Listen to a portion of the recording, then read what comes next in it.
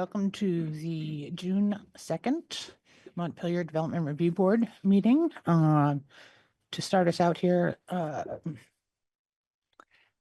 just almost called you Cassandra. That's so funny. Meredith will be going over the remote protocol. Okay. So I'm going to be sharing my screen. And this is the shared screen part is more for people watching via Orca Media, but there's a whole bunch of stuff in my spiel that applies for anyone who is on remotely. All right. So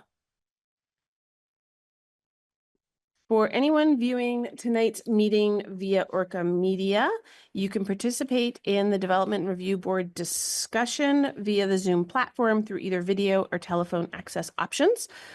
For the full video experience, you can type this link into your web browser. Alternatively, you can dial in from any phone using this phone number, and when prompted, put in this meeting ID.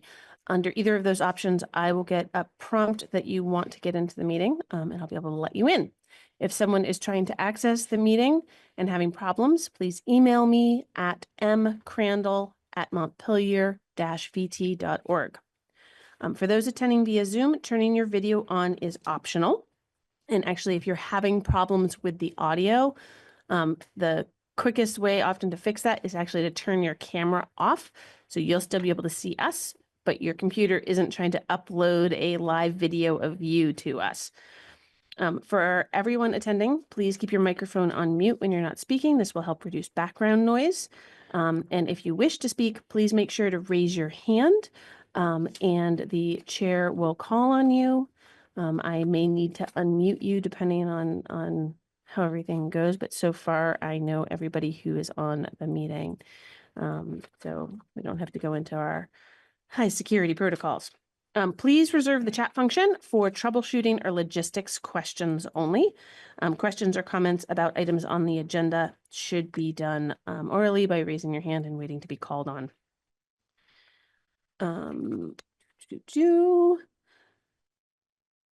If the chair calls on you for a comment, please make sure to provide your full name and address for the record. I'm sorry, had to admit somebody. And that way our minute secretary can get everything into the record. And if it's about an application that's actually being decided on this evening, that also lets me mail you a copy of that decision. In the event the public is unable to access tonight's meeting, it will need to be continued to a time and place certain. I'll now hand the meeting back over to the chair. Thank you. I wanted to put the approval of the agenda out there with one change. At the bottom of the agenda, it says the next meeting is June 2nd, and it's actually the 16th. That being said, I would entertain a motion to approve. Motion to approve the agenda as amended. Second. All in favor? Aye. Aye. Great. Looks like we have a lot of interested people tonight, which I think is super. Let's just all remember my two favorite things are brevity and civility. So as long as we can hang with those two, I'm going to be good. The first applicant is Amanda Reed and John Kim. Would you guys like to come up and sit up here? It's you. Okay.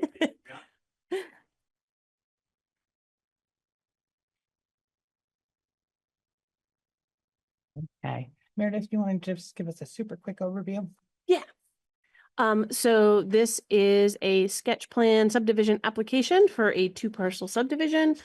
As board knows, subdivisions all have to come to the board, and at sketch plan, no actual decisions are being made, but this is an opportunity for the board to ask questions, raise any issues that they might see that need to be addressed before the final application. And it also gives the public an opportunity to review the application and submit their comments as well, if they have any, so that when it comes time for the final application, the applicant can put together as complete a package as possible. Would you introduce, let's go around and have the board introduce themselves first. Rob Goodwin, Vice Chair. Meredith Crandall, staff. Sharon Allen, Chair. Catherine Burgess, member. Joe Kernan, board member. Ryan Jones, board member. Alex Halas, board member. And on that introductory note, maybe our applicant could introduce himself. Yes, I'm George McCain with McCain Consulting on behalf of the applicants. Okay. Great. Meredith, can you put up a map? Yeah.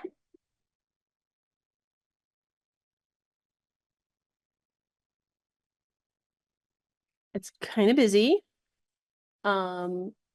So that is one of the maps in the application. Yep, it is the Yes. map in the application. Oh, you wanted me to do a different map? No, that's Okay. fine. Okay. So just for orientation purposes, and this is especially for people in the audience. Let me zoom in a second, but also then switch this to drag. Here's the north arrow. So this is north. This is the city boundary up here, actually. And this line here is Gould Hill Road. And the current parcel goes from here, from the city boundary, all the way down to here to this line. And this eastern boundary here is formed by a stream. And here is the proposed new boundary line that would be created to create this parcel and this parcel, just as I know. orientation. I noticed that, what we'll do first is get information from the applicant, and then we'll, go through board questions, and then we'll recognize the public to do. This is a question about that. I think you were moving the cursor. It was impossible to see it. I'm here for this. Oh, okay, so. George, do you want me to do this or do you want to do it? Up to you, whatever. Go ahead, feel free. Oh, we can, Sure. Parcel goes from here to there. I was just trying to orient people since you have the map. Where, can you say where? Parcel here to here. Oh, okay. It's the whole thing. Okay, great. Here's the property, here's the boundary line with, here's the town line. So this is right, and here's Gould Hill Road. you make an amazing cursor. It's hard because if we turn the lights off here, nobody can see the paper that they have. Right. We don't have an option of just turning off a couple lights. And could you show us where the subdivision? So let's get the applicant in here. Are you able to react to this map up here? Yep, yeah, so that is an overview of the existing parcel. It was previously subdivided a number of years ago, but it is currently undeveloped. There was a wastewater permit for a single-family home on the overall property of 11 acres, which is right there. Okay. So that had been previously permitted, but has not been acted upon yet. Okay. So it's currently undeveloped, and we're proposing to subdivide that existing lot into a smaller lot that we're calling lot B2 of 2.5 acres, which is on the south side. That's this one. That is the left of the screen. And then proposed lot B1, which would be the larger 9-acre remainder of land to the north or the right side of that picture. I noticed that the address was 0 Gould Hill Road, is that correct? Yes, I think since there's no structure, I'm not aware of an E911 address yet. Okay, so So my question was that to the left of this, of your property line there, Mhm. is that adjacent immediately to Elm Street? no, that's quite a Okay. ways from Elm Street. Okay, I just wondered with that address, I was like, sorry, you at your base? Yeah, no, it's unassigned because there's no Okay. structure yet. So Okay. So I if think you- it's across the street from the 1200s, but I don't recall off the top of my head without looking at a map. or just driveway positions and things like that. So yeah, if you want to just take a quick spin through what is their planning. Just so this application, I want to remember to remind both board members and the public that this is only about the subdivision. This is not. And what we need to consider with the subdivision is whether the lots are developable. Not, we don't need to decide what can go on them, what cannot go on them. They just have to be developable in some portion. So we are really only here about the lot lines. Let's see. Understood. So our proposed use for the new lot is for residential use. So I believe we're meeting the district standards with regards to lot acreage, lot size, setbacks. There are some steep slopes on the site, so we did prepare a preliminary erosion control plan to show that there is a way to develop the property that we believe would be in conformance with the regulations. We found a suitable water and wastewater system location for on-site wastewater in a mound style leach field, and then a site for an on-site drilled well. And there are also some stream setbacks. So there's the 50-foot stream setback and then the 25-foot riparian buffer. So those both show up on actually a different plan that's more of a site plan than the overall subdivision review of the whole property. But we believe that with those details, we've provided enough information to show that the lot we're creating would be suitable for residential use. Great. People. Did you have a question, Rob? Yeah, sure. So Looks like lot two, B2. First of all, you said it's already been subdivided once. Where's the parcel that was initially carved off, or is that like a, That is to the east of the stream, and I believe it was conveyed to the city. oh, I got you. Okay. And then, does the same owner own lands in East Montpelier also, or, does it just stop at the line? I don't believe so. John is here as well. John, it's right at the line, correct? You Okay, gotta just come up to a microphone. identify yourself and Hi, John Kim, live at 23 Harrison Avenue in Montpelier. And I'm the applicant along with my wife Amanda Reed. And we do not have additional land. The land stops at the town line. great, thank you. Okay, so I don't know, I think worthy of some discussion, because I know we'll get there. Kind of have the driveway sketched in. Obviously the driveway is not necessarily part of this, but it does go through, I'm guessing maybe a class 3 wetland that you have Correct. mapped. Yeah. Let me just explain a little bit how you maybe want to plan on addressing that. Yep, so we have, it does go through a class 3 wetland. There is an existing logging road that comes down off of Gold Hill Road. So that's really the curb cut where we have it shown there is the most reasonable access point, given the steep bank that comes off of Gold Hill Road. So we've situated that driveway to minimize impacts to the class 3 wetland, keeping it as far to the south as possible, while still maintaining space for the proposed wastewater system. And we'll be limiting that to less than the regulated level of disturbance through the Army Corps of Engineers for the class 3 wetland. There is no state jurisdiction on that. But there is an Army Corps federal regulation, so you can have up to 5,000 square feet of disturbance there, and we're gonna minimize that to the maximum extent feasible, well below that 5,000 square feet number. Just to, I'm a little embarrassed. I ride my bike up Gould Hill enough. I know I bet you the place exactly where this is, but there's the vast trail. There's like a logging road further down. That's not the same logging road. I don't believe so. This didn't look like it had vast trail. Okay. But there were a lot of It's like- overgrown willows and some other stuff Gotcha. through there, so it Okay, didn't I'm get any thinking of a kind of different regular spot. traffic. Know where this is now. Yep. That's all I have for now. Alex? I have a comment, I think, in relation to Rob's question, and that is that I noticed that the septic or whatever the permit for the permitted structure that already has whatever permits it needed, and you submitted a letter from the state about those permits, referred to a 69-acre parcel.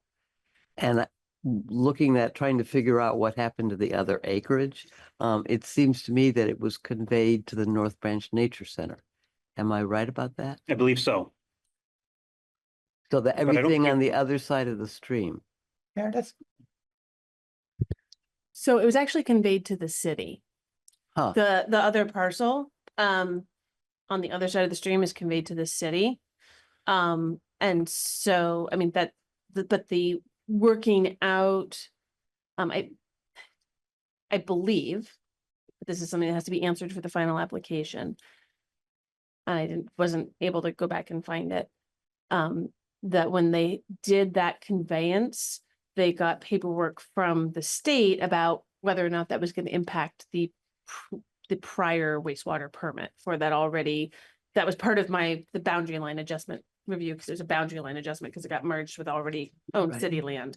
So Right. I think I noted that in here, that the final application needs to confirm that Okay. the reduced amount of land Still is sufficient. still So sufficient that it's all, for that reg- other so wastewater. that it's all permit. regular with the evidence that's been brought in. And there are several exemptions for boundary line adjustments when we look at water and wastewater permitting. And one of them is that the land being transferred between the two parties does not make the most sense for a wastewater system for the structure that's previously been permitted. So because you'd have to cross that stream to get to a wastewater system on the other side to serve a house on the west side of the stream. We can typically get the state regulators to sign off and agree that, yes, you're losing some bunch of acreage, but this doesn't have a a meaningful impact on the permitted systems, and therefore you don't need to get an update. So Got it. hopefully one of those exists, but we'll be sure to address that in the final plat.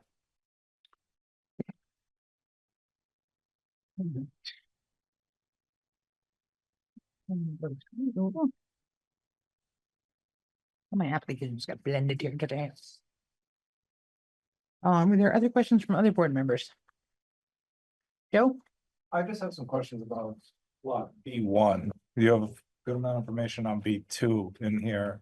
Are the same steep slopes present on B1 that are present on B2 or wetlands or anything like that? We did not look at the entirety of B1, but in the area where the previously approved house on the wastewater side was proposed, there were no other wetlands other than this one that kind of spans both sides of the property line. Okay. In general, it's a bit of a gentler area. There is a steep ravine right when you get off of Gold Hill Road that will need a culvert crossing and some disturbances to go through there. But the house site and wastewater system location are relatively gentle. Okay. And we could provide a similar slope analysis to like the one that we proposed for B2, if that's something that you guys would need or request for the final plat review, or if you think it would be helpful.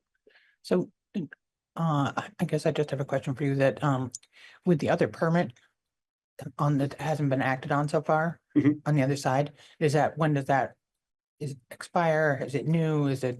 I can't recall off the top of my head when it was issued, but they do not expire from a water wastewater standpoint. So Okay. once your permit is in place, those are good in perpetuity. Okay, And then on this larger plat, the larger map that we have here, is that this is the proposed house location? There's another structure on it? Is that a garage or something or? or is Yes, that I the- believe the old plan had a house on a garage site on it in the prior WW permit, so we just kind of recreated the location Okay. from that permitted plan. It was by a different design firm than ourselves, Yeah. but it was a and- house and then a outbuilding or garage off to the side. And then that's the wastewater system up to the, To the Right, right, yeah. correct.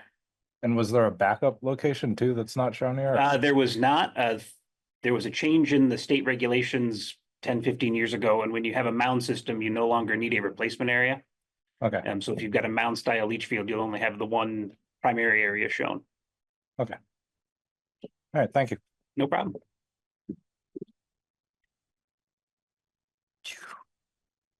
But just uphill of the mound system on B1, is that like a stone line ditch or there seems like a rectangle thing there that's coming off the road?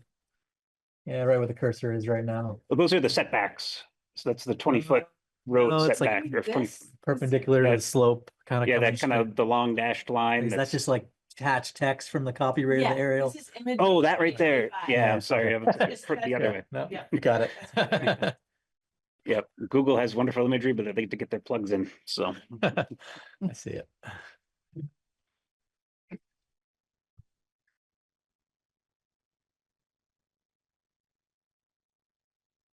are there other questions, from the board or concerns, issues? I have one other question.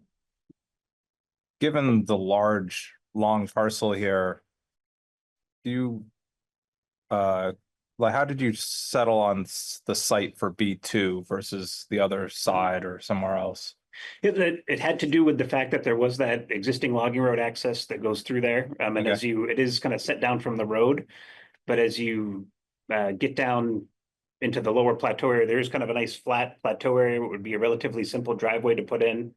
And then kind of a nice spot for a house, even though you'd be limited with some of the clearing and other things you could do for the stream buffer. It does kind of hide itself well and blend in naturally to the surrounding area and the character of the neighborhood, and has relatively easy access because there is a steep bank that runs all the way along Gold Hill there on the east side. So Okay. And were other sites considered, or was this kind of always the idea to? turn this that has always been the area? idea. Okay, all right, Right. thanks. Sure. Just have a quick question about the. Brian, your voice is a little soft. Hi, I just had a quick question about the format, the presentation. I realized that Joe's question was just geared towards what was happening on lot B1. On lot B2, I think I found the road and two proposed structures. That road is not shaded in the same way. I was just having a hard time pulling it out. Well, yeah, it's pretty clear. It's the road through there. There's like a parking area, Yeah, possible outbuilding. Yeah. Yeah, and unfortunately, it does appear that when I created the PDF, that shading didn't Okay. print out in the yeah. same way for the permitted versus the proposed. Okay, and then we are focusing on B2, but also the potential for some home and accessory building on B1 as well. Correct, yeah, there was one that was Okay. permitted in the water and wastewater program, but it hasn't, there have been no development applications to actually construct it. Okay. But we wanted to preserve that location with the subdivision because it's already been located for a water and wastewater system, approved for a drilled well. Yeah. So we wanted to also try to preserve that existing site, even though it would still need to come through for a zoning permit at the town level to be constructed. It has half the work done with the water and wastewater. And Yeah. those Okay, other yeah, I parameters. just want to make sure I knew what I was looking at. So, Yep. Thanks. So, you got a copy of the staff notes, I presume, Yes, and Meredith put it well, that a lot of these are just really directed for you at what needs to be included Mhm. on the, so we could review those, but I feel like they're there, and if you have that information, that's sufficient. Just what's going to be on the final plat, where the lines are, what's going to be showing. Yep.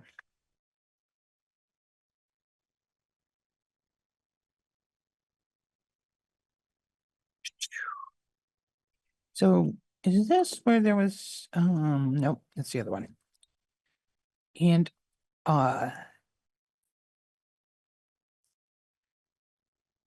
this is one of those ones where all the utilities should be located underground. Which always just kind of drives me a little crazy. In the neighborhood, it is above ground at this juncture. You're gonna have to ask you know how normally I include a nice little picture? Yeah. I didn't have time to drive up there, and Google Maps Street View doesn't go that far up Gold Hill Road. So I presume that the utility lines over. run along the road up there, but I don't know for sure. And I haven't like. taken John, could you maybe pictures. answer that question? Yes, this is John. Yeah, the power lines run along the road. On poles, they're not underground. Yes. Okay, thank you.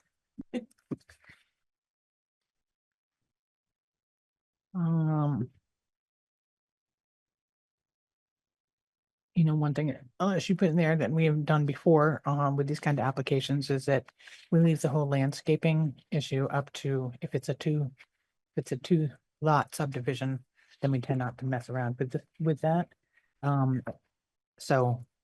Thoughts, Joe? I Different? just wanted to let you know something, and maybe everyone else here. Bing Maps has better street view than Google Maps, and Oh. Bing Maps does have street view all the way up Gould Road, including some of the adjacent roads. So Now. Thank you. I found that very hard to believe when it was told to me, but it is true. That's great. Generally. That's funny. Thank you, Joe. It's totally fine. One of the things we'll have to consider as we look at this next time is whether, any proposed subdivision, we can look at the proposed subdivision if it's in the character of the neighborhood, and I think that, I certainly think that seems like it lines up with the character of the neighborhood. Those are pretty big lots. It's not like somebody's just plunking some houses down. So I don't have any problems with that there. Were there any comments from the audience? Did you have any further questions? John? George. oh, that's an audience, so I was waiting. Yeah. And I Nope, don't see any hands remotely. Yeah, I don't, so I think we're clear there.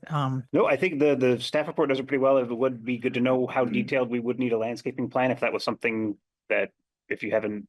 really needed too I much don't believe detail that we've consistently, twice, we've had two subdivisions that were just two single lots, and I think our impulse is to leave that to the neighbors to work out among themselves when it's just two lots. Yep. Perfect. And I think that was the big one for me looking through the staff report here. Make sure I didn't star anything else.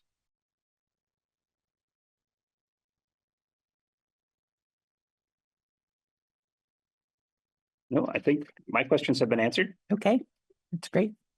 There are no further questions. I think you're, oh, one more. All right, come on, Rob.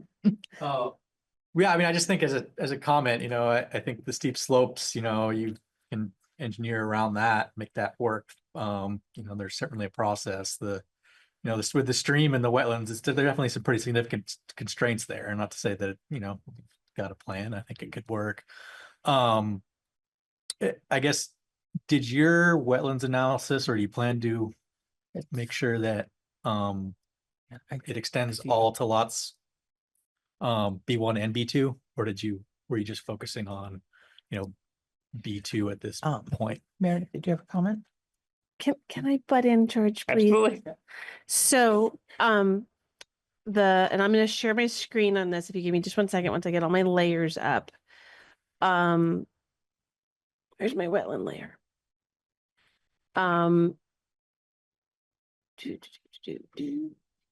Oh, yep. It's not actually. So the city of Montpelier does not regulate all of the same wetlands that the state does. And so wetlands are these items in green. Vernal pools have these big 500-foot setbacks. Special protected natural communities are in orange. Here's the parcel in question. Montpelier doesn't regulate any of the wetlands on that parcel. We regulate the setbacks from the stream. And so because of that, and because this teeny tiny corner of a protected natural community is on this little bit of this corner of the parcel, the subdivision application is being discussed either I think this week or next week by the Montpelier Conservation Commission. Okay. But we don't look at those other wetlands. At this point, we leave that to state permit, and both the wastewater and then any other wetlands protections that are triggered at the state level. So you can look at it, I think, in terms of under the subdivision chapter, and the developability of the land to a degree, but the specifics of wetlands stuff, I'm just making sure that you draw that distinction about where the jurisdiction is. That's all.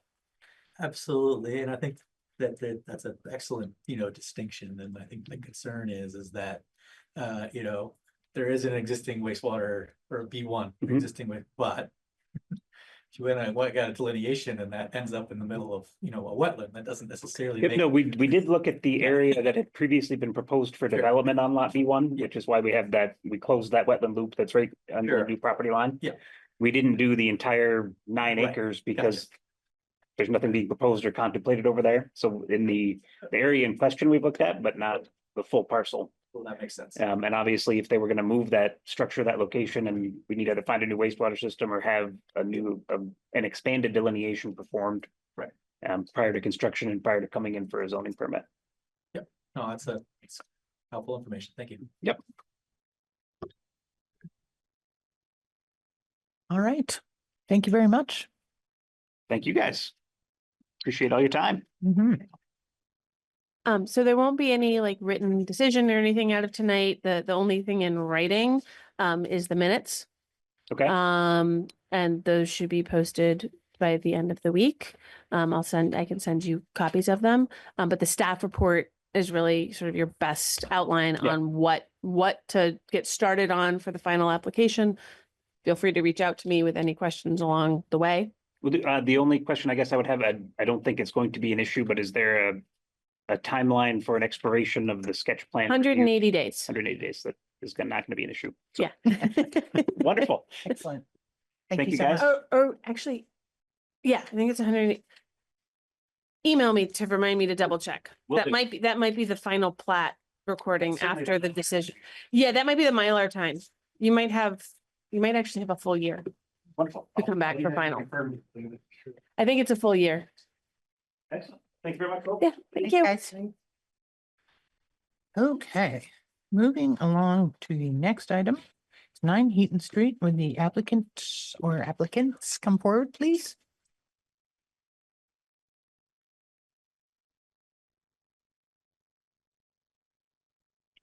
I'm representing Downstreet remotely, and I believe Chris Hi. from. Yep, Chris and we've got Is here? Charles and Chris here. Great, They're got coming the up. whole team. Hey, Steven. Thanks, Stephen. Hey, fellas. So this is a formal hearing and just wait for that. Hold on one sec.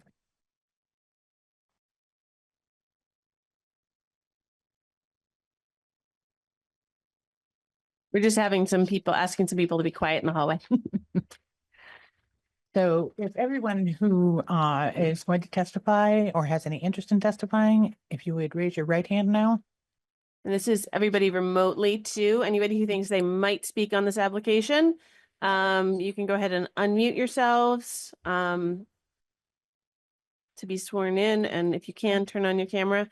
So we can see you raising your right hand. So do you all solemnly swear to tell the truth, the whole truth, and nothing but the truth under the pains and penalties of perjury?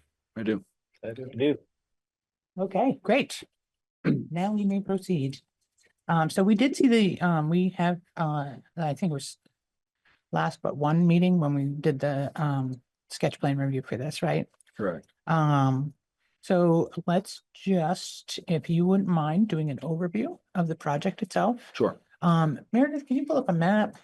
Yep. I find it a lot easier to Yeah, let me understand what you're talking Appreciate about. it. I can see a picture of it. get there without making everybody nauseous.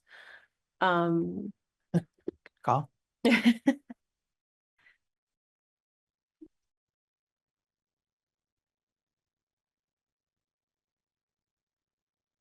That's probably the best one.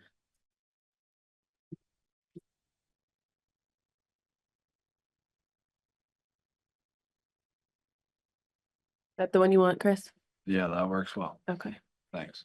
Okay. Thank you very much. Chris Austin here with Grenier Engineering. As Chair Allen said, we were in here for a sketch plan review of this project, only, a month or so ago, a couple meetings ago, pretty recent. I will say the project, has not changed from sketch plan review. The project consists of a 3-lot subdivision located at 9 Heaton Street. The parcel now is about 2.3 acres and contains the existing Washington County Mental Health Office Building and large parking lots. And the proposed lots 2 and 3 are on the northern side of the parcel in a small wooded area of the existing parcel. Each proposed lot is about 8,200 square feet, 0.19 acres plus or minus. The project is located in the Res 3000 zoning district. So those lot minimums are easily met there. Each lot is proposed with a shared access point, 1 curb cut onto Heaton Street. It meets the building code widths of it 16 foot wide as proposed. With the associated, right of way there shown on the screen. The project will be benefited by municipal water and sewer connections. We've worked with Public Works over time on that, and we now actually have a sewer route that does not involve any neighboring easements to be required. Each building zone on each new lot is shown on the plat here. They meet the minimum district setbacks to the front, side, and rear. And then they have developed building zone edges within the development that exceed setbacks, if anything. So the lots as proposed have been pretty well determined as developable here. This is flat land. There are no steep slopes. There are no wildlife habitats known, wetlands, or anything like that. It's intended for residential use. And the site layouts actually go further into how you would construct this project after the subdivision is approved. So there's quite a bit of detail here on parking, water, sewer, et cetera. I did have a question just with the new information that came in. This is from the city. Yeah. And it seemed like, I'm just like clarity from someone, I'm not sure whether that's Meredith or you. Sure. That, it seemed like it was pretty clear in the application that, that the city did not want to take over ownership of this water and sewer The water and sewer Wa- lines on the private property. on the private property. Yeah. Correct. When we arranged the survey you see before you here, we were not yet confirmed with Public Works on how that would happen. And so we do have a labeled survey there that talks about how that easement for sewer there would be deeded to City of Montpelier. That will be changed per new information from DPW. They do not want to take over a service line on that private land. So they'll do it at the street. So they will take ownership of any line added to the street in the existing Heaton Street right away. So we are fully prepared to deliver a final Mylar that changes that note there to have that easement benefit lots 2 and 3, the private ownership of the, the sewer service that will get to the main and the street. Okay. That was certainly my big question in there. Other board members, things you'd like to look at or talk about or ask?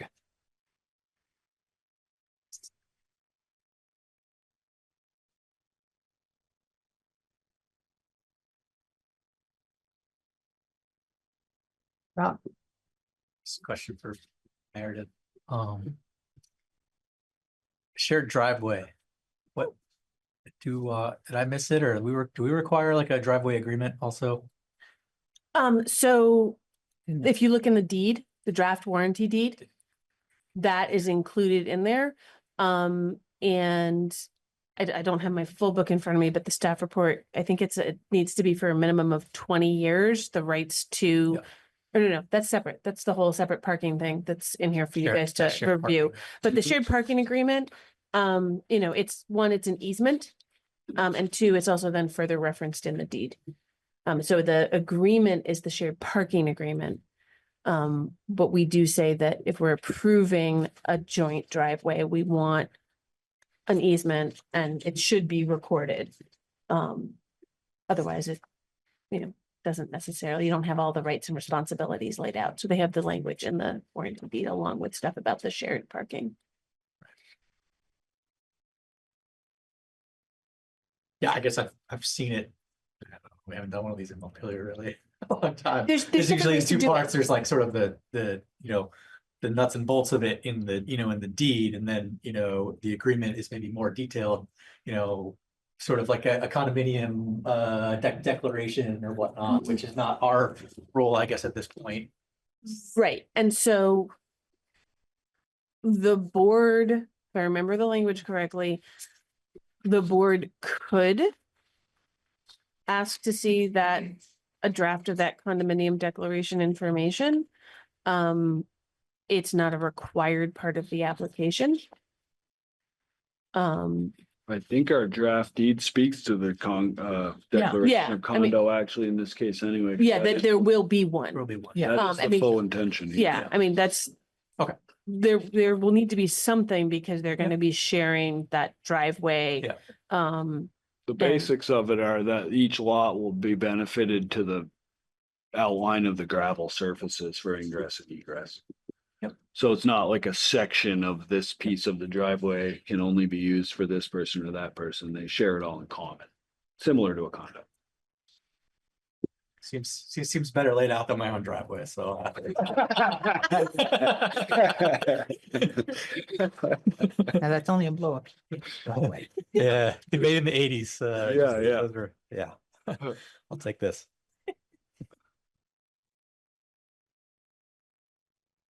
And I did see that in there that they were gonna convey that easement to the whatever group is the underlying ownership, joint ownership legal structure is. Yep.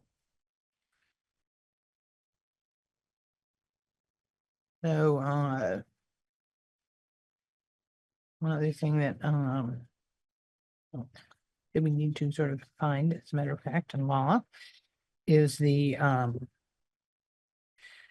applicant has shown that the vacant parcels can be developed and without causing a disproportionate or unreasonable burden on the city. And then it fits the neighborhood, already developed mixed neighborhood. And I think it does a nice job of that.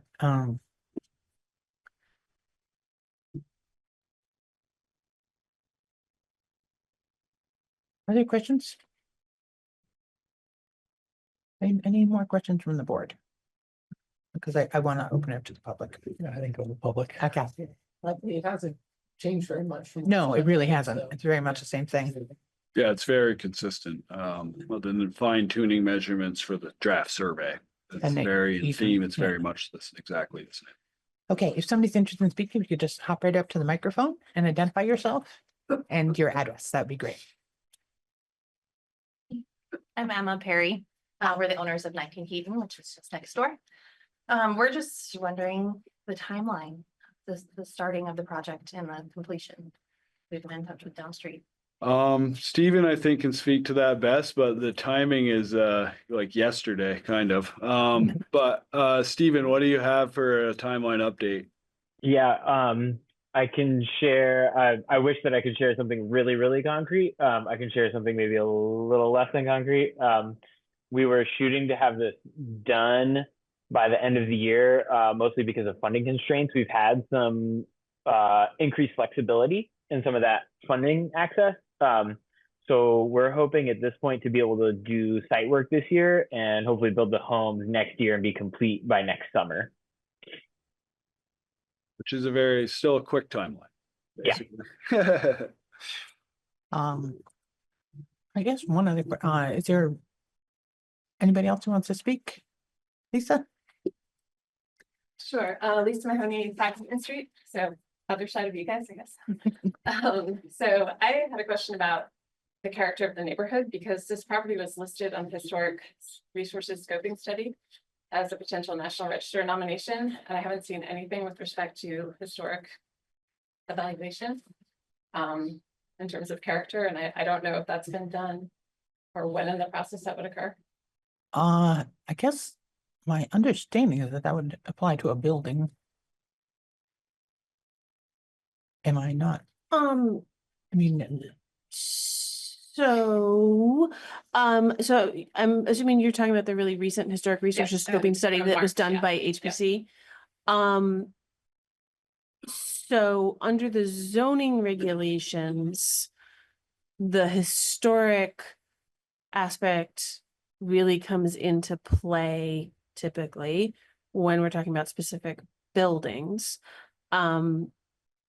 And I think I'm just trying to think, the character of the neighborhood is typically tied specifically to the neighborhood description that we have for that Heaton neighborhood. I don't know where in here it is. And it's really, I don't remember if that's specific. Historic and cultural and natural and all of that in that description, I think. Does it not? Yeah, but it's not in my understanding, my interpretation is that that is not supposed to be stopping development. And because the way I would look at it, but it's up to the board, right? They make the decision, I don't vote. This isn't impacting any of the conserved property. It's not impacting the buildings, which are the parts that are described in that National Register listing. That removing this small piece of land wouldn't impact whether or not the existing buildings that are there could continue to be listed on the national or state registers. Because it's much more about those buildings, I think, in those places. It's not so much as like there's not a Redstone situation where you have the gardens, you have the, accessory stone walls and pathways and bridges that are part of that listing. That's just my speaking off the top of my head, having staffed Historic Preservation Commission and this for a while. I guess, so where exactly is the conservation? There is conserved land there, There's correct? conserved land. Yep. So it's Yeah. on the staff report. I'm still on, my map's still on That's the fine. Gould Hill. So let me, Yeah, the conserved land is across the street on a separate parcel. And this doesn't affect that at all. No. Other than being across the street from it, but no, I don't think it has any impact at all on conserved land.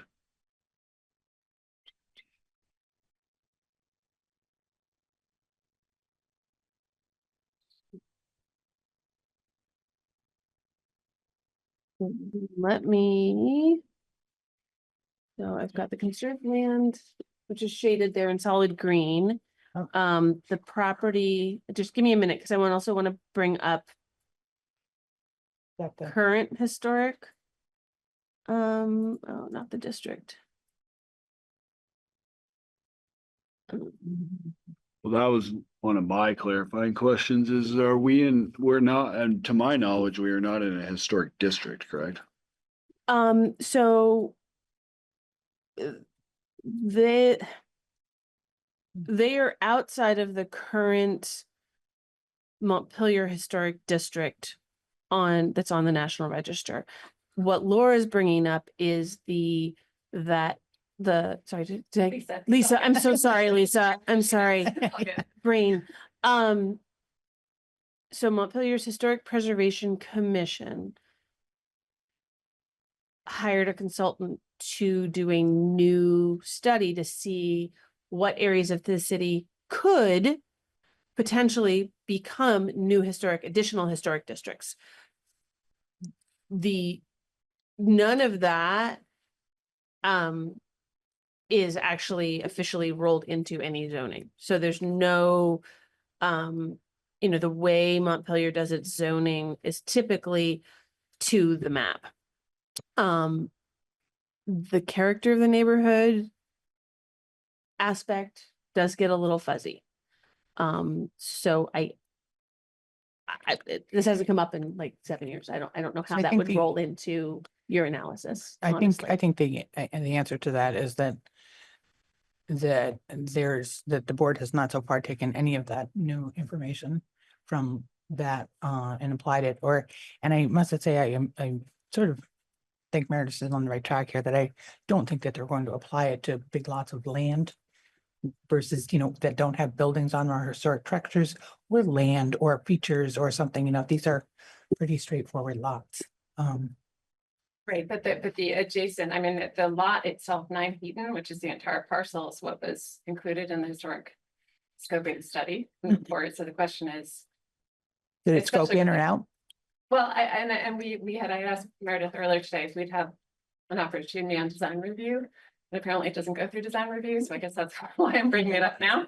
Because we were, gonna wait until we saw sort of understanding the design piece of it, but if it doesn't go through design review, Well, I think this is our opportunity to sort of ask about the historic character and nature Right. of the development itself, not the vacant land. Well, so my experience or opinion would be that studies done are simply studies done and don't have any impact on the regulations or the subdivision before us here. I also can't think of what character impact would be had on the historic building by the subdivision located hundreds of feet away. and then I think the other thing and this is a final subdivision hearing versus, we're not okaying any buildings or we're not at that step. Okay, Of saying, that was my question. So what is that procedural stuff, I guess? They will for you? have to come forward to develop it, correct? Yeah, Yeah. so because it's not in the design review district, Right. because you're not talking about demolition of a historic structure to build any potential new structures on the new parcels to be created. As long as there's not some other aspect that triggers development review board approval. It would be just an administrative zoning permit in my office to get the zoning approval. And I just look to see if it meets the necessary provisions, mostly in chapter 300. And it goes through, the building permit process with our building inspector, and it gets checkoffs from the Department of Public Works for new driveway, new water and sewer service lines. There's no preemptive notice to neighbors. There's a 15-day appeal period for the zoning permit, and that starts when the permit gets issued. And then there's a notice put on the property that permit's been issued. Same for the building permit. And that's that standard process, as long as there's not either more development than 2 dwelling units, or some other trigger for DRB review. And for the potential development that has been shown in this application so far, I'm not seeing anything that would trigger DRB review or design review committee review. It's just not something that comes into play in the way that Montpelier has decided to regulate different parts of the city. So this is it in terms of addressing historic character. Well, and Yes. yes. That Yeah, was my- this is, and it's Yeah, that's not, what I'm and it's Yeah. not the character of the future structures. It's just the character of how the parcel is being carved up. Right. That's it's what's at issue. relevant From historic, I do historic work in my professional Like, job as well, so it Yeah. is relevant in the sense that if that property was utilized historically as a hospital, which is part of the character of how it was developed, that's important too. It's not just the structure, it's the use of the property itself. Right. Yeah. Okay, so I guess from that perspective, we're concerned because this hasn't clearly been considered at all. okay. Thank you. Building is not a register, there's nothing to consider. So can you tell me a little bit more about this historic study that was done, Meredith? What it is? It's a new one? Yes, can you give me 1 second? Can I just take a note? Sure.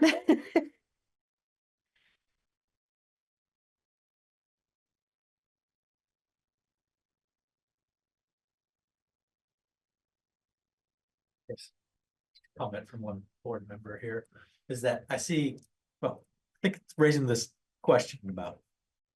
There's go to build a house there and there's a very historic, brick stone archway in the middle of this parcel. Obviously that's historic and like cannot be, taken down Definitely. without going through a, process. As far as how this relates to character of the neighborhood, it's like, I guess I'm in the position that, the character of the neighborhood is very much a guide, but not really part of our sort of hard fast, regulation. Yeah, I mean, I guess I just raised the question. It's like, if there is something very particularly historic about the exact footprint of this subdivision, I think that would be helpful information to, add to the record. Something specific. Right. Lisa? Yeah. Can I ask you, have you become aware of anything that is specific to like the woods or is this, I mean, I read the report. Sorry, you have to come sorry, into the yeah. microphone so that the recording. everybody catches can it. hear you? Yeah, sorry. I read the report, so I read the scoping study that she mentioned, and it identified 9 Heaton as potentially eligible for listing on the National Register, which does come into play when you develop through any federal or state funding. It usually goes to the State Historic Preservation Office. So I think there are other reviews that need to be done. I don't know enough about the property itself to know. I just know that there are times when the eligible criteria includes more than the structure itself. Okay. So I don't know if in this case it does. I Okay. don't know what the. You don't know if it does or doesn't. Yeah, exactly. Okay. I Thank did you. not study the Thank you. property. but- Hey, look, from a design perspective as a board member, the proposed subdivisions are, it's on the other side of the parking lot from the historic structure. And largely impacting a woodland area. So I'd say from a design perspective, looking at this, assuming that future development would comply with zoning, so wouldn't be like a, 12-story tower over the historic building. It's, Right. it appears to be largely in character with the historic structure. Brian? Yeah, Thanks. I just have a question back to Meredith about the study, not to quote anything from it specifically. I know you're looking into it right now, I think, but this is a question, but it's also kind of a response. I think that based on other projects that we've seen, it seems like if this historic study had been completed and that property had actually been added to the historic district, then at that point, the area of protected space or, section 106, these types of things that the Historical Preservation Commission can enforce, they would become applicable. But since the property hasn't actually been added to that historic district, I would think that those aren't applicable at this time. Okay. But it's a question really. Is that your understanding of that? Yeah, so I've got a few different layers of questions that have been coming in as I've been sort Okay. of getting organized. So let's just answer Brian's. Go ahead. Yeah. So there's layers to my answer to Brian's question. Yeah. So I'm going to take a step back. The historic resources scoping study was the very first step to potentially listing new structures, collections of structures, or neighborhoods on either the national or state registers as protected historic places, some grouping or sometimes just individual buildings. All this does is lay out potential future work for the Historic Preservation Commission to do or hire somebody to do, to then go in and do detailed surveys of those groupings or neighborhoods. Right. So we're not there. We're nowhere near there for the actual zoning regulations. For Heaton specifically, 9 Heaton Street is identified in that scoping study as a location or building. There's very, very little detail about, the specifics for a potential individual listing. It just says Heaton Hospital. So it's not a neighborhood. It's not a neighborhood necessarily. It's not necessarily a new neighborhood. It's listed by the parcel number because that's how we organize things in Montpelier and with the street address. There would need to be a detailed survey, information collected on that whole structure and what aspects of it would be protected, of the structure or structures or the area, Right. to then go through a nomination process to get it listed and protected. It's not a quick process. And it's it's not, if we were talking about one of the multitude, farms that they have that are listed, as a potential place in the study to research, I think they're talking about like protecting the open fields, things like that might come more into play as the character of the neighborhood. But it's, if you need me to, let me know if you want me to go back to the section 3507 specifically and look in more detail beyond what's in the staff report. No, for I what don't- that language I is. don't think so. I mean, I think that that's an interesting question. I think that Brian's right that it's not something that we can really actually adjudicate here from this position. We need to really go by what the zoning regulations are and whether there's some stop there for us. And I don't see one with this project, especially if that is just in its scope phase. We haven't, there is nothing directing us to do that. So I guess that would be my feedback on that. I did have one further question. There was, I'm sorry. Who we got up here? Pete. Hi, Pete. Hi, can you hear me? Yep. Okay, I had 2 questions, real quick. One is maybe quicker. The first question, Meredith, you mentioned something about the review process, and as this is the development review board, and the approval here would be kind of driving the subsequent zoning permits, because there wouldn't be a necessary other design review. But I thought you also mentioned that if that was the case, that was for development to 1 to 2 dwellings. And this, of course, is 4 dwellings. So that was one of my questions. I was concerned about how does that play into, which I thought was in the Montpelier regs, that, you know, it was up to a 2 Okay, dwelling development. let's let Meredith have at that part of the Sure. question so that we don't layer her with questions Yeah, again. yeah, absolutely. So Pete, I did say that really shortly and not maybe in detail. It's per parcel. So if there are more than 2 dwelling units being proposed on a parcel, then, right, under the current zoning regulations, site plan review applies. And if you're building new structures as part of those 3 or more dwelling units on a parcel, then it has to go to the Development Review Board under our current regulations. Because the potential development, right? I still have to talk about a potential because it's not actually applied for or anything. The potential development that's in this application right now is 2 dwelling units on each of the new vacant parcels. So neither of those would trigger coming to the Development Review Board. Neither of them would trigger site plan under the Okay. current regulations. So So it they're- would not come to the DRB. Okay, so it's being cut up to avoid that process, right? So they'll have it cut.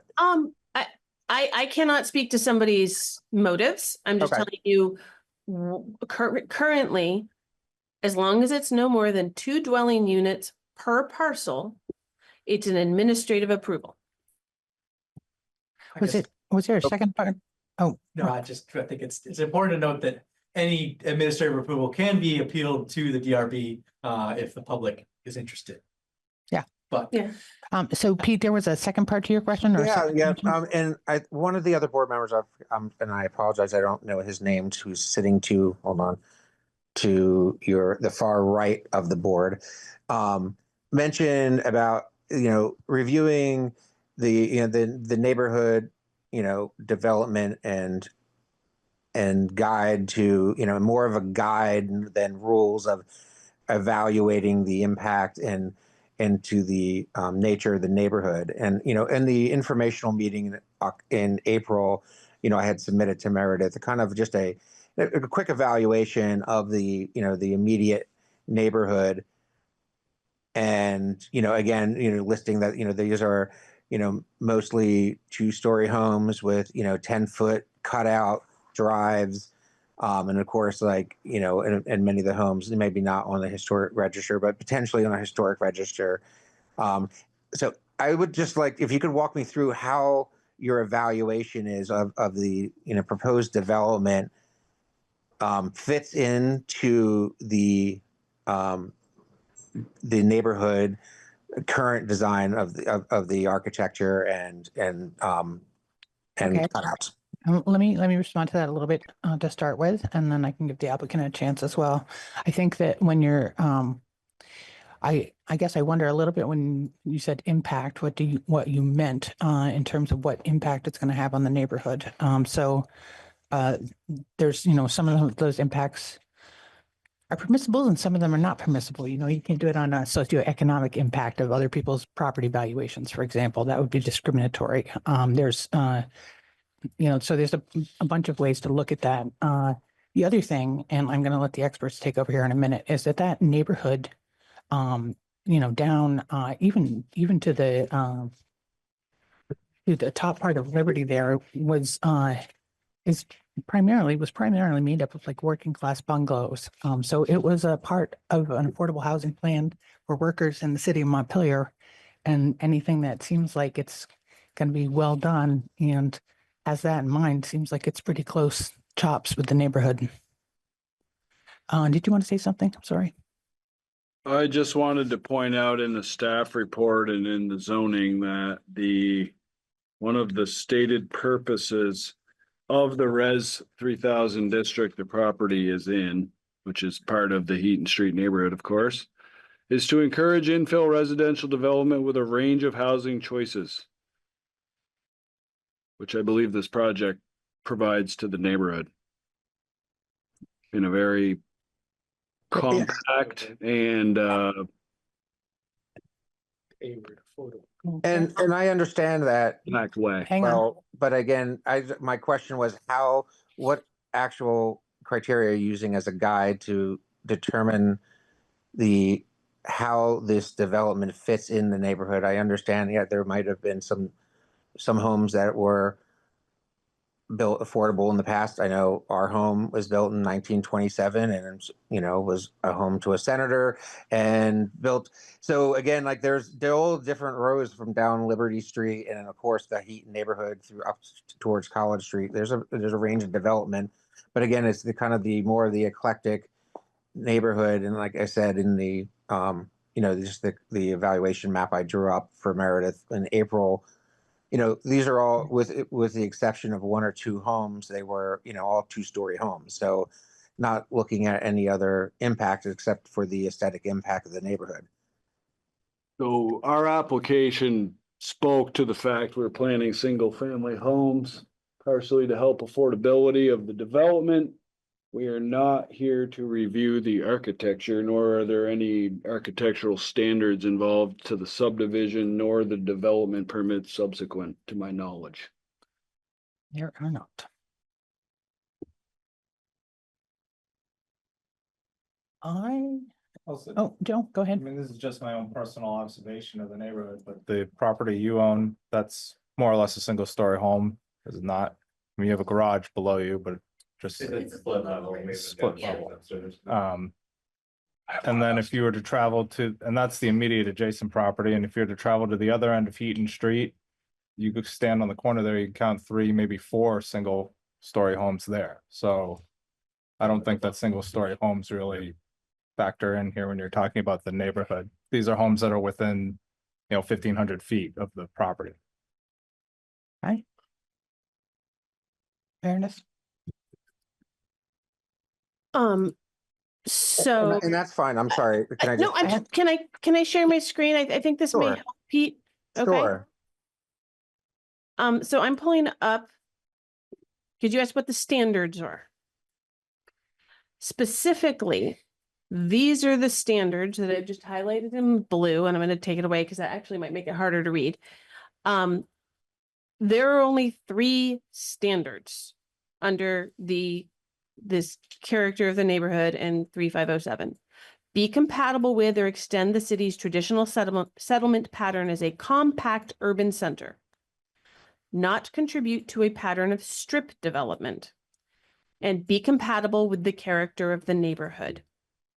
Those are the standards, right? And so what I then do in the staff report, and I'm not going to now scroll to this, but is we pull in the description of the neighborhood, which for the Heaton Street neighborhood, which is where this is located, talks about the old Heaton Hospital, the Heaton Woods Long-Term Care Facility, that the 2 parcels consist of larger structures and offer higher residential densities when compared to surrounding neighborhoods, just because they're much bigger parcels, and there's already big buildings on them.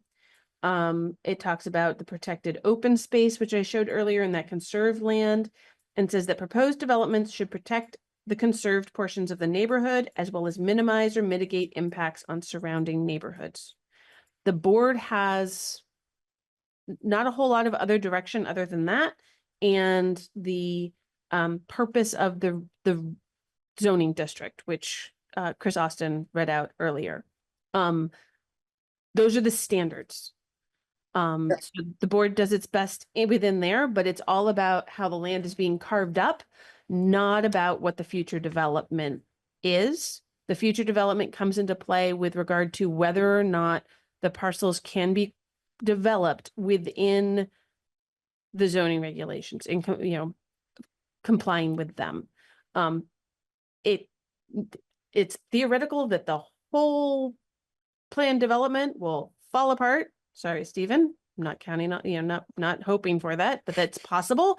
These parcels would still exist, and someone else might come forward with completely different proposals on how to develop these 2 new vacant parcels. The parcels would exist. all this approval is can those parcels exist and be developed in compliance with the regulations, and be carved up in compliance with this character of the neighborhood aspect. No, I appreciate that, Meredith. And yeah, again, I was just thinking of the, the third criterion of, the character of the neighborhood. And that was my question, was that what is the board using as a guide?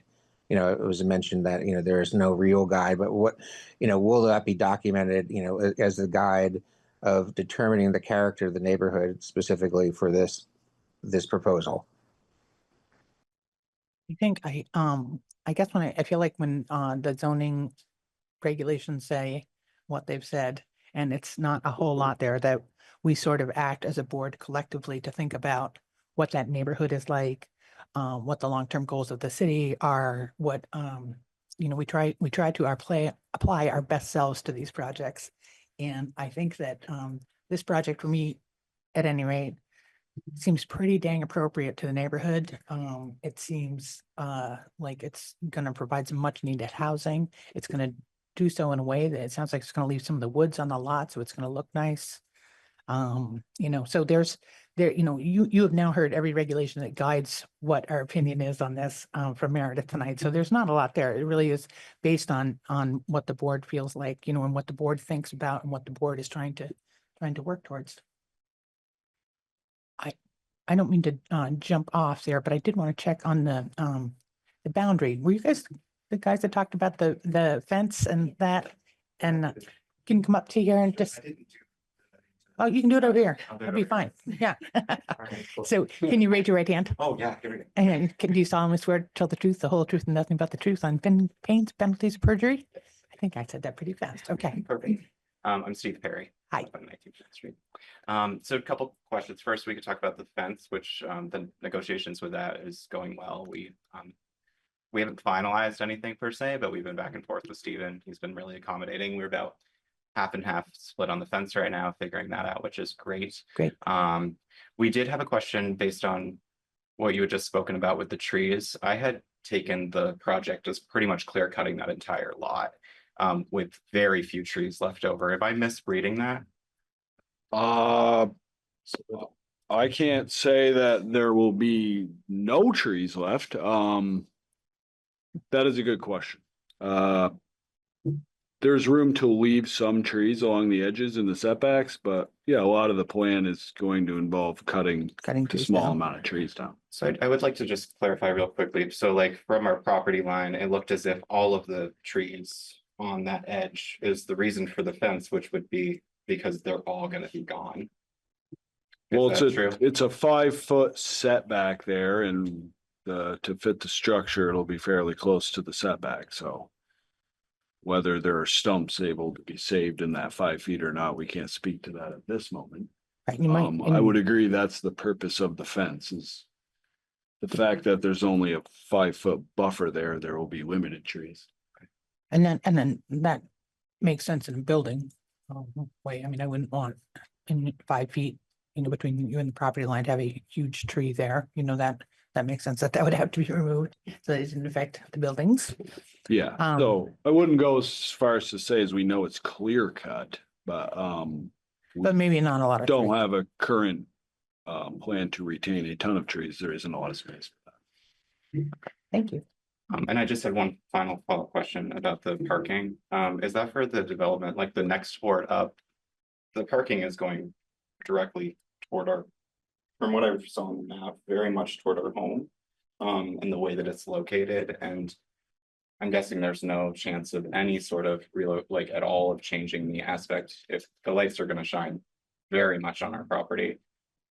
But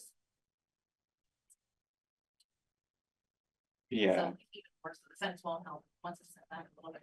I just wanted to clarify if that's something going forward, if it's a different committee to talk about that, or if that's This is it for this. is it. We're done here. Yeah, and unless you want to take it to court after this. No, I don't. Okay. Yeah, I would say I don't think we have a lot of wiggle room to rearrange the development. Okay. Okay. Wait. I guess I'm not exactly sure. Okay, what you we mean. need to do this.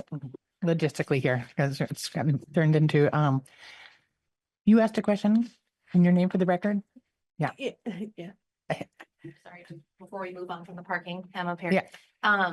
I believe between, I don't know which numbers they are, but the ones adjacent, yep, to our property, Mhm. the parking is like a little bit set back. Mhm. You know what I mean? So that it's not quite all the way, because I think if we're gonna have, thank you, if we're gonna have a fence between units 1 and 4, Mhm. no, that's the wrong side, Very 4 cool. and 3. Yep. See how the parking, there's like a big gap, and so the parking's like halfway back.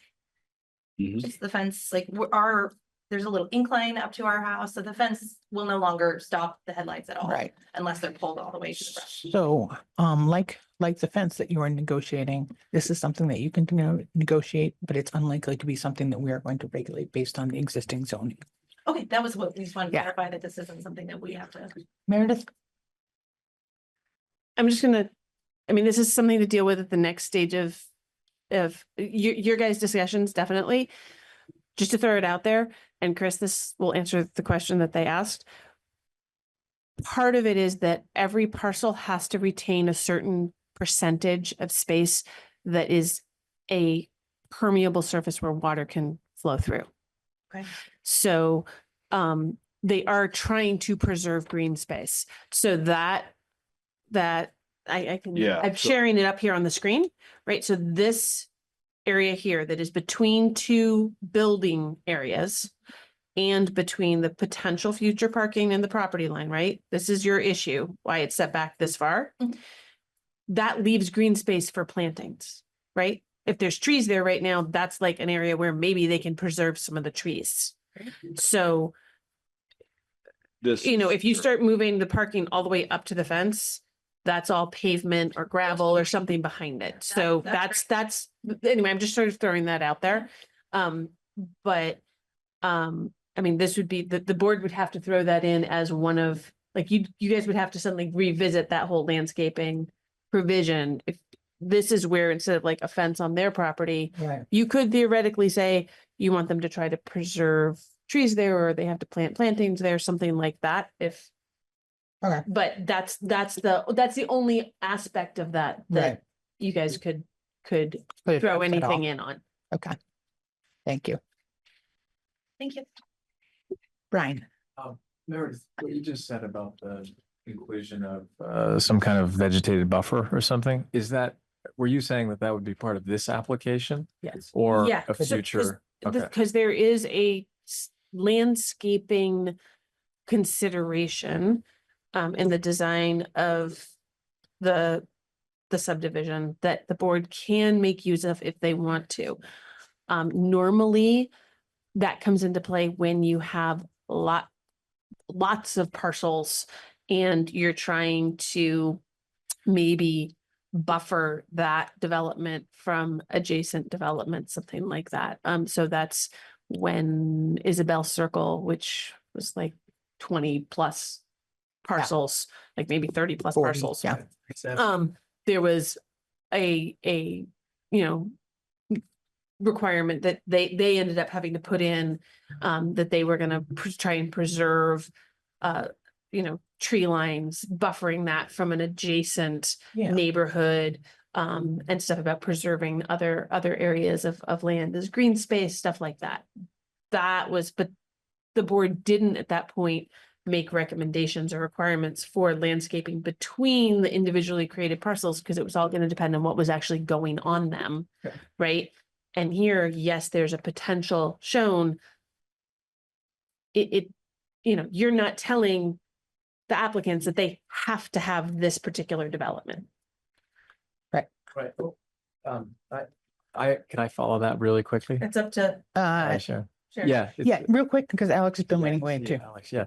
No, that was just an interesting segue for and the thought that was floating, because Rob brought up the point that an administrative application could potentially be brought to the DRB, right? And I honestly, that wasn't on my radar. So is that true? It can be appealed, right? If Appeal. somebody says, I made the wrong decision, Right. It comes to us. They would have to and they appeal it on specify grounds. exactly, like they have to specify where I made a mistake. Sure. I got it. Then it can come to the board Okay. as an appeal, and you stand in the place in the zoning administrator's shoes and make a fresh decision. Yeah. But it's So an appeal. So in other words, it doesn't open up all the standards in your book that apply to other situations. Right. You would only be reviewing an appeal in that scenario on the standards that Meredith reviews when she issues the administrative permit. Yep. Okay. Alex? Oh, sorry, that didn't get to my question actually, but that was a good introduction to it. So the only reason, the reason I'm asking this for clarification is because you have made the point several times that this is, and I agree with you, the approval of the subdivision of the property into these two lots. And we keep coming back to the point as a board and evaluating, well, we're not evaluating what could be built there or what would be built there, right? We're only evaluating the approvability of this subdivision. And I agree with all of that. However, there is, I think, a connection between how this is subdivided and then what will be built here. And that's clear because we've got an easement in the driveway, right? Which is, and this isn't good or bad. I'm just clarifying that there's a connection between the subdivision that is being approved in question tonight and how it will be developed, because we're seeing something that's concrete. It hasn't changed from last time, which is It certainly fine. could be developed that way. And there is an easement that runs directly on that property line to accommodate the proposed development. So whatever is approved today will be, as the gentleman pointed out, not appealable in whole, only in pieces. Specifics where it has not been. Right. So Well, there's I'm sorry, a can I just, couple of different things. I want to make sure the public understands, okay. just real quick. Yeah. So a future zoning permit for development that I issued administratively would only be appealable on those factors that apply to that permit. I want to make sure the public understands that whatever the board decides on this subdivision application could be appealed. The decisions, if the decision happens tonight, because the way you just phrased that might make people think that You the can't appeal subdivision this. decision isn't appealable. The subdivision decision is appealable. It's appealable to environmental court. If anybody has questions about that, after the hearing closes and everything, you can reach out to me and I can give you those references. I just wanted to make sure that people understand that. All right, Alex, give it a shot.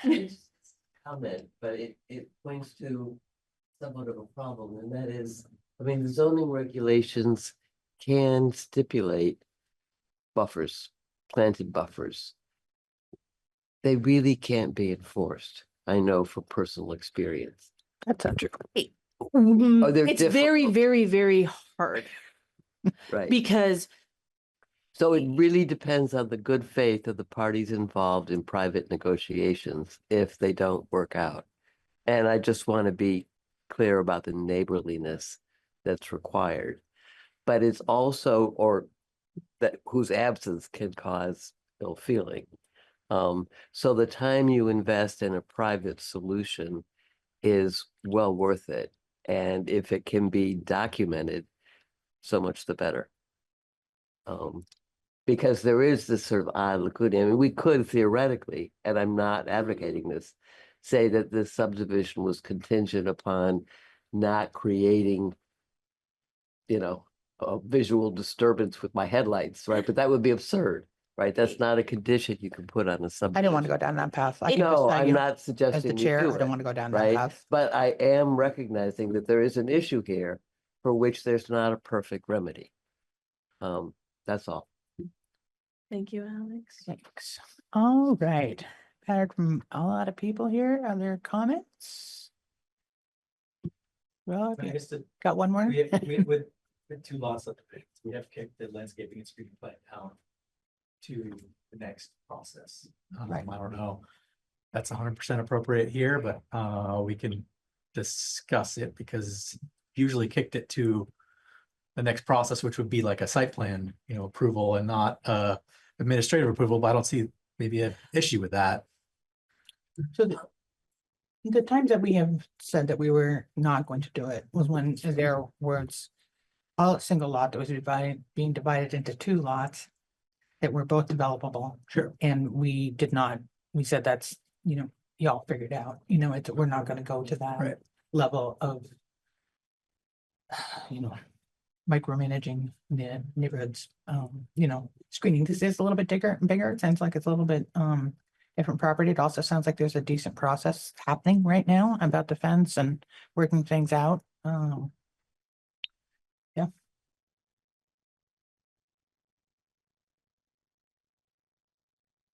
Joe, comments? Nope. Nope. Other comments, other thoughts? All right. I would entertain a motion.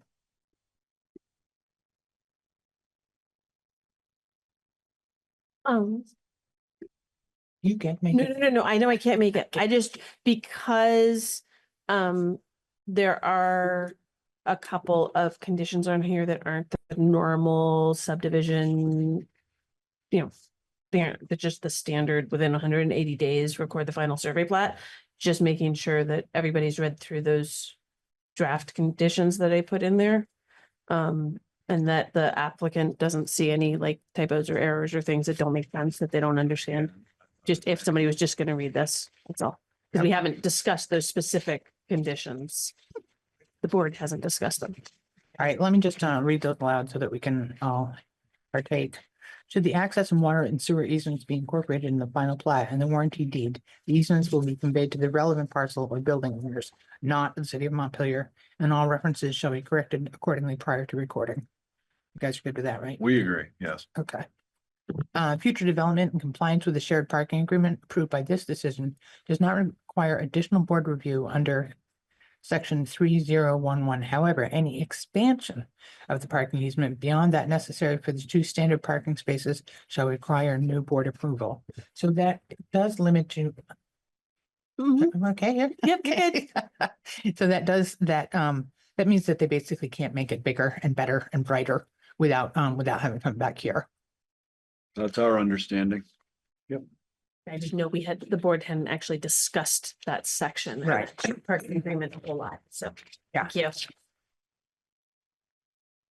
Okay. Just being read as written. If everybody's good. I'm 'cause sorry? that's- These are being read as written.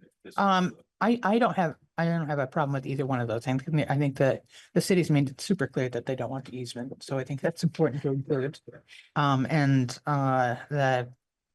I also think the shared parking agreement should be incorporated as it's been presented this evening. Yeah, that's not something we've done before that I've, suggested the board do before, but because it's all laid out and it would be part of the deed and there's easements on the plat for the parking, it seemed like working that limited shared parking agreement into the subdivision approval made sense. I mean, if a future application for development doesn't include shared parking because it ends up being just one house per parcel, or somebody buys both and just puts 2 units on it, you don't need a shared parking agreement. It's fine. It doesn't have to come back to the board. So just the but if- expansion of the shared parking. But if somebody decided to have more shared parking than what is shown on this, plat for the shared parking agreement, that's going to be part of an easement.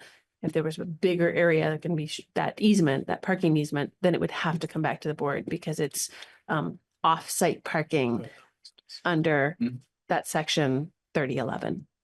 Sorry, that was a lot of roundabout. Yeah, so I So think make it should sure be, I think it should be included. I think that's all we need to say there. All right. That'd be great. Go for it. Motion to approve a 3-parcel subdivision of 9 Heaton Street, including the proposed shared parking agreement between parcels 2 and 3 as presented in application Z 2025-0036 and supporting and supplemental materials subject to the following conditions of approval. 1. Should the access and water and sewer easements be incorporated into the final plat and warranty deed, the easements will be conveyed to the relevant parcel or building owners, not the city of Montpelier, and all references shall be corrected accordingly prior to recording. 2. Within 180 days of this decision, applicants shall record the corrected final survey plat to the Montpelier Land Records Office per the procedures detailed in section 4405 of the zoning regulations, including the locations of all applicable survey rods and markers. 3. Future development in compliance with the shared parking agreement approved by this decision does not require additional board review under section 3011.e. However, any expansion of the parking easement beyond that necessary for 2 standard parking spaces shall require new board approvals. Second. Any further discussion? I don't know. I kind of almost want to amend another condition just to cover our bases.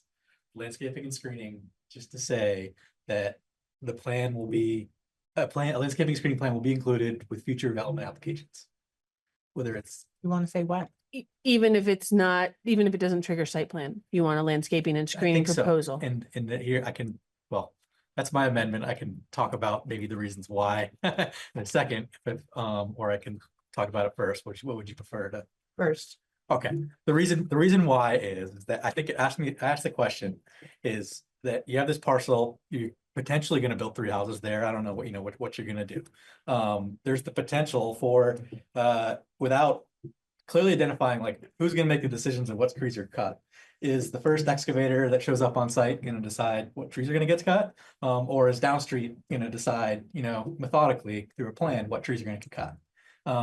And I would just hate for a situation to happen where someone shows up on site and cuts every single tree, and there not to be just some type of conversation, and thought put into it as to where the houses are going to go. How you don't know, you can't spell out on a site plan at this time like which ones they are, but like very close to the process, you can.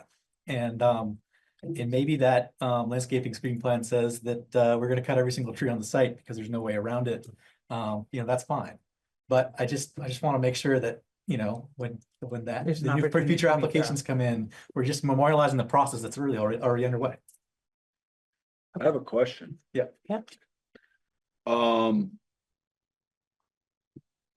Under what review standards would that plan be approved under? Because Meredith, that's where a ZA and I do appreciate your attempt at this condition. I'm not even really arguing it, but where my head goes is then, okay, you're made to hand in a plan, but she has no standards to review that under. So the only. So it's standard- just a file plan, which is fine, but. So Yeah, that was also gonna be my question is they could come up with whatever. You get out there with an excavator and a couple of contractors and the plan could change. I mean, not everything always works out the way you hope it will. So would there even be any repercussions for, let's say you wanted to save 2 of these trees on this landscaping plan and the contractor gets out here and says, my machine's too big, I can't make that happen. They're coming down, they come down. What happens then? Anything? So I appreciate the fact that a screening bush would be nice. I totally get that. It does seem like the applicant is working with people in the neighborhood to talk about what would be appropriate. And the only, thing that I could see us using is the full boat on the landscape plan, which would be horrendous to my mind. That, that's a long and involved, for 2 lot subdivision, I just think that's a lot to ask somebody, but that's me. That's what I think. Sharon, quick Brian? question about following up on the applicant's question, which is, are there landscaping and buffering requirements that could be referenced? Meredith, that was the answer that I was thinking might come out of that. Yeah, so section 3203 of the site plan standards is where the landscaping and screening is. There are, if the entire, so normally for a site plan projects that are anything other than single or 2 family homes, or 1 or 2 dwelling units on a parcel, potentially that entire section applies. So, and even if you don't have the some of the higher provisions about like having to have so much parking per, so much landscaping per, area of parking, if those don't apply, you still have a total site landscaping, which requires so many trees or bushes per square feet of impervious surface, right? Not necessarily and to be which- maintained, but to be present at the time of development. No, that has to be either retained, planted, and or maintained in perpetuity. Right. Sorry, that's all So, I'm trying to clarify right, was so, saved versus replanted. That was- no, you want to try and save stuff. If you can't save it, you then have to plant new trees or shrubs of various sizes that equal so many square feet of planted area. It's very, very, very specific. And Planning Commission and City Council opted to say this entire section is too onerous for people who are trying to build just single or two family homes or one or two homes on a parcel. I think that if the board really, really wanted to go here, then what I think they would need to zero in on is specifically section 3203.I, which is specifically about screening. And you could dig down in there if you wanted to.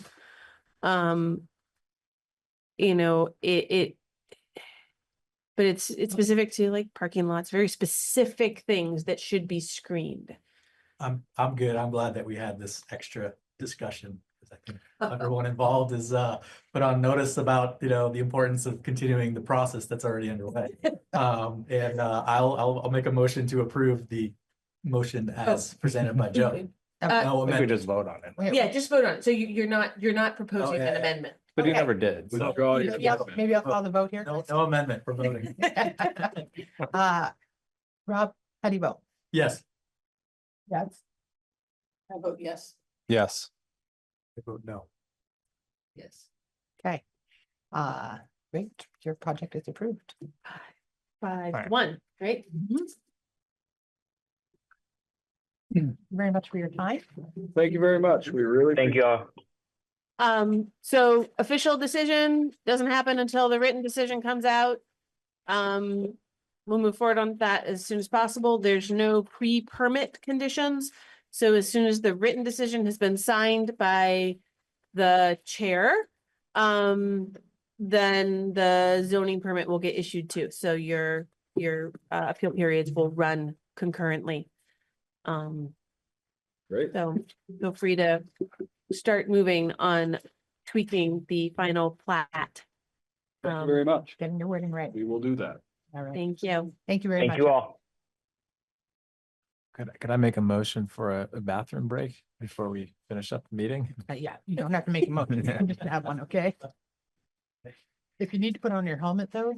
I wondered about that. But I wanted to. Safety first. But he saw I had my eye on that helmet. That's a dangerous neighborhood. No, you can, if you don't want it, just put it on a table, and I'll recycle it. Thank you. Haven't had a unanimous in a while. And what? So that's me a non-unanimous. It's been a while. Yeah. I voted no on a couple of it back in the day. Clear first here. So this is all Oh. still recording. Yeah. Everything's being broadcast. This is in A reminder. So.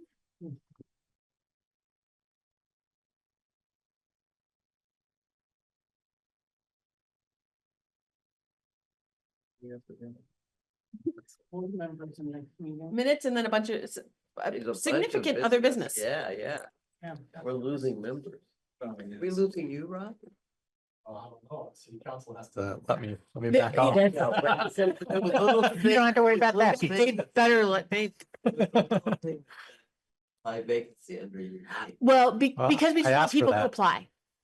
Because his term is expiring, we're just trying to have that apply You know, in as many places as It was possible. Sort of interesting. I didn't see any other announcements about the vacancy. I mean, I applied because I saw an announcement somewhere Oh, about yeah, vacancies, so and I subscribe to.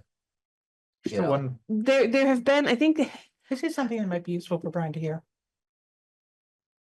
I don't know. Okay. This is just about vacancies on Okay. yeah, this is just vacancies on the board.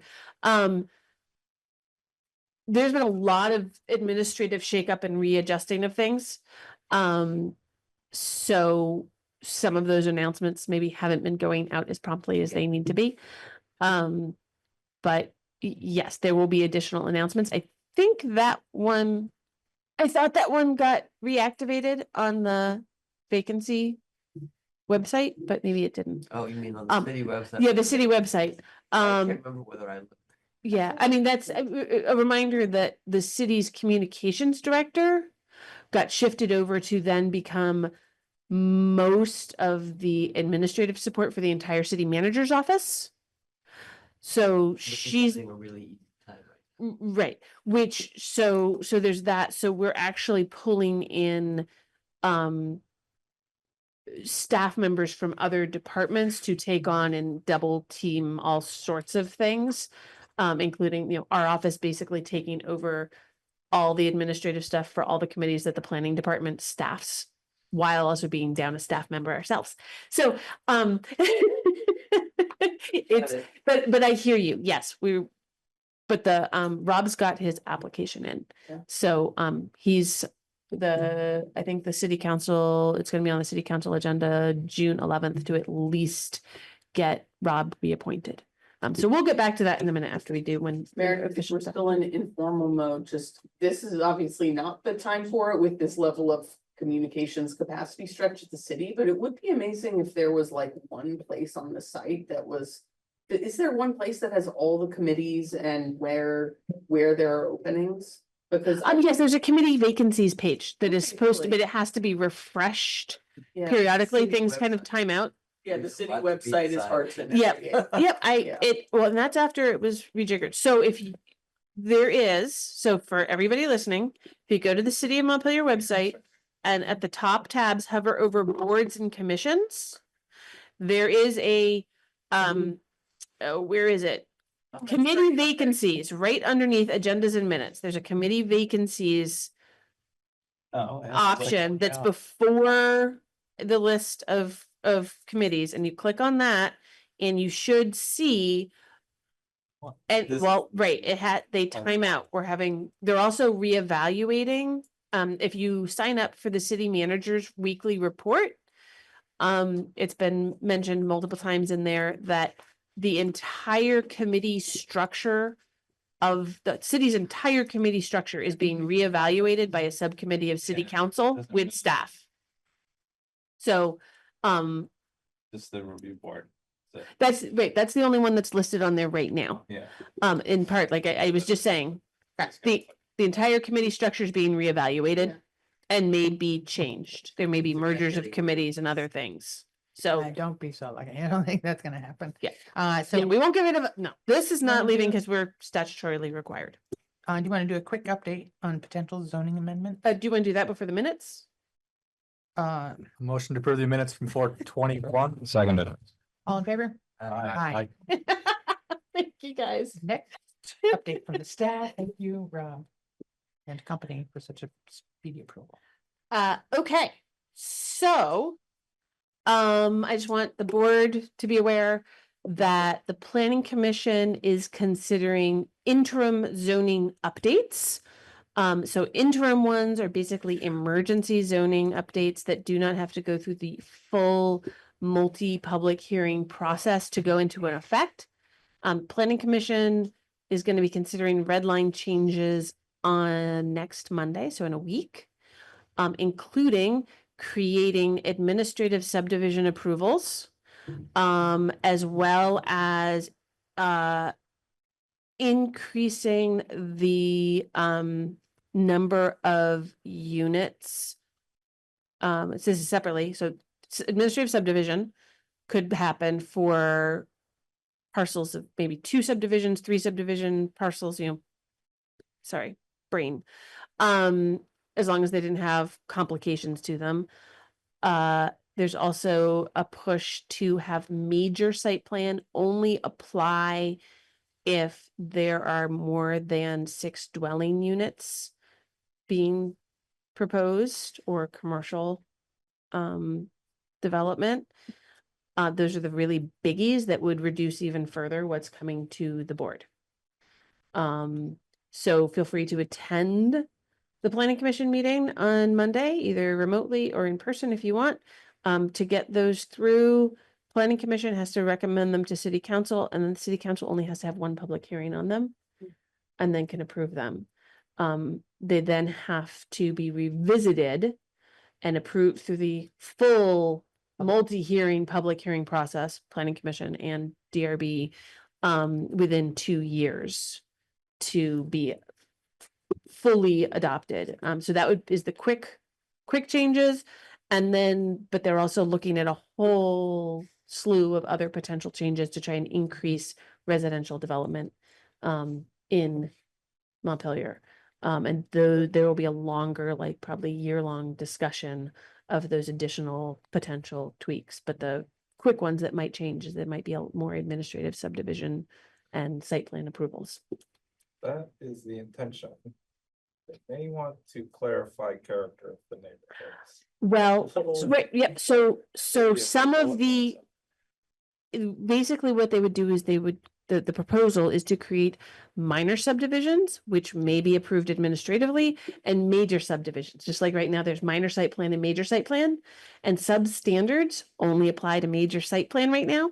Some of the subdivision standards would only apply to major subdivisions, and so one of those is probably the character of the neighborhood. If it was a Only for minor site subdivision where it's only creating a limited number of new parcels, and there's all these other factors that are complications don't apply, then it would be a minor subdivision approval. Character of the neighborhood wouldn't even be considered, I don't think. And there's some others because they're more subjective standards. They would not apply to those minor subdivisions. Because it's not something a single person should be judging. Because it's Aside from the abstract, we need more housing rationale. What's pushing this?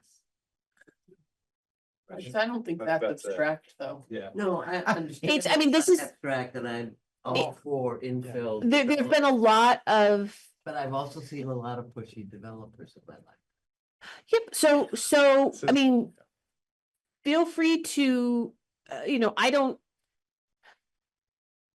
The planning commission asked for recommendations, both from staff and from people who've been attending planning commission meetings on what could change to increase residential development.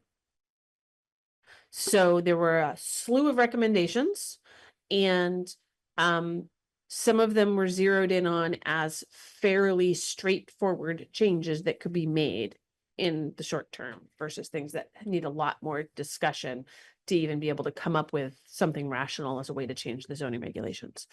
That's what I've got for you on that. Feel free to sign up to get planning commission agendas when they get posted and attend meetings. You're the DRB, but you're also residents in Montpelier, so you're free to provide your comments as well. To planning commission and city council. Doesn't hurt to know when those agendas come up and what's on them. So our next meeting is going to be June 16th. That's there. And then we have 3 terms expiring on June 8th. Oh, what? So it says June 6th. Well, it said June 2nd. It's supposed to say June 16th. I don't have any applications Right. for the 16th. So our next meeting actually isn't until July, because you guys didn't post. You guys made a decision. Unless you guys want to meet administratively, the next meeting is July 7th. Oh, and Meredith, I'm on vacation then. I should send you an email, but. Yep, I'll note it down, but do also send me an email. So you will not be available July 7th. Yeah. Okay. Vacation is no excuse. So I just want to say, I'll be sure to be somewhere with no. I'm not renewing. That might be a good. I'm leaving. So I won't be here after this meeting. This is my last meeting. Because life has gotten a little too much and a little too busy. I really like it, and I'm just gonna just throw it out there. I love planning regulations. I really like reading them. I think it's all good. We have to be proactive about housing. If we start getting in the way of a lot of housing, then shame on us, you know? I mean, we are so desperate for it here. And I don't mean like let somebody throw some poor quality anything, you know? But we have a lot of really good contractors and a lot of people with good ideas, and I would just like to see us be very, very pro housing. I believe that was my last thought. Are we gonna see you, Showing up at meetings? showing Oh, up at I meetings? doubt it. I doubt it very much. Something really cracks a thing. I'll skip those guys an email. So when it comes to membership, please try and think of anybody who might be interested to send my way, or just point them to send them my way if you're not sure where to send them to get an application. Rob has applied to get reappointed. Gene is also, his term's also expiring June 8th. He said he's gonna apply. That application hasn't come in. So if he doesn't apply, we're gonna have 3 vacancies as of June 8th. So that, brings us down to 6 total members. And the what's needed for a quorum does not change if you just have vacancies. So we always need at least 4 for a quorum. The other thing is at the next meeting on July 7th, we'll need to do a new vote for officer, at least for chair. If somebody moves from vice chair to chair, then we'll have to have nominations, elections for Will they both. be permanent or only until August? It goes until the standard. The standard is August. Yeah, the standard, which is, sorry, it's not the same on all 3 of my committees, it changes. Yeah, it would be until August, in which time the annual re-election of chair and vice chair will happen again. Could look maybe to see if we could do it one stop, but it's easy enough to just. Huh? We could look to see exactly when the term ends and what based on the meeting schedule. See if you could do it in one, If we do it in one, I don't know. because we don't meet till July 'Cause it's like- 7th. We're pretty close to the August 1st one. You could probably make a special motion that says This is good for the next 3 years. Yeah, not for the next 3 years, but you could. I looked at it. There is a provision for an acting vice chair. I mean, I skimmed it, so. Oh. Don't quote me, but there's a provision for an acting vice chair in the event that the vice chair has to recuse himself. Yeah. So Yeah. presumably it would be fairly easy to have the acting vice chair. To do a nominate per meeting, acting vice chair, with the vice chair taking over the chair's roles until you get to August. Now I see what you're getting Yeah. at. Thank you, Alex. Yes, that could totally happen. People just need to discuss and figure out Yeah. No, I think that's a good solution, especially with Catherine being absent July 7th. I think that makes a ton of sense. We don't have a meeting the first meeting of August because I'm on vacation. So I think that makes a ton of sense, Alex. Thank you very much. You better show. Hmm? That means you better show, Rob. Yeah, I'll be gone. We first to the 3rd, so. Yeah, you'll be gone on the 21st. I do have an application for the 7th, so we will have a meeting then. It'll be, I have at least one so far. The Veo Road subdivision will be coming back. Which road? So Veo Road, so it's the one way up off of Elm Street on the left. Oh, yeah. Yeah, Unlike. Wherever we can get. yeah. So, okay, I Motion to think adjourn? that's everything. Motion to adjourn. Second. All in Aye. favor? Aye.